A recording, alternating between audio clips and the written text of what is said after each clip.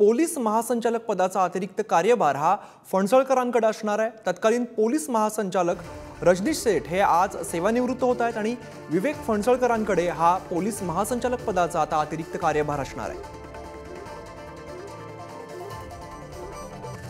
या संदर्भात अधिक माहिती देतात आमचे प्रतिनिधी निखिल चव्हाण। निखिल, पोलीस महासंचालक पदाचा अतिरिक्त कार्यभार आता फणसळकरांकडे असणार आहे, काय अधिकची माहिती आहे?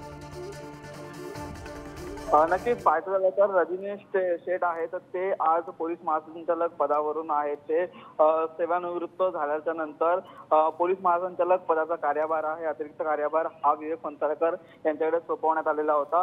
अनेक दिवस आहे ती चर्चा सुरू होती या पदासाठी कोणते अधिकारी आहेत, कोणते IPS अधिकारी आहेत, त्यांची नेमणूक होईल। अनेक दिवस 3 ते 4 नावांची या ठिकाणी आहे ती चर्चा होती, परंतु हे नाव आतापर्यंत गुलदस्त्यात होतं।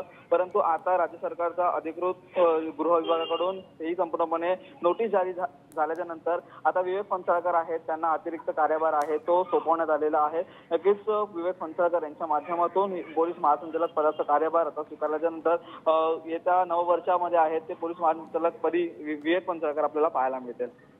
नक्कीच निखिल, धन्यवाद तुम्ही दिलेल्या माहितीसाठी।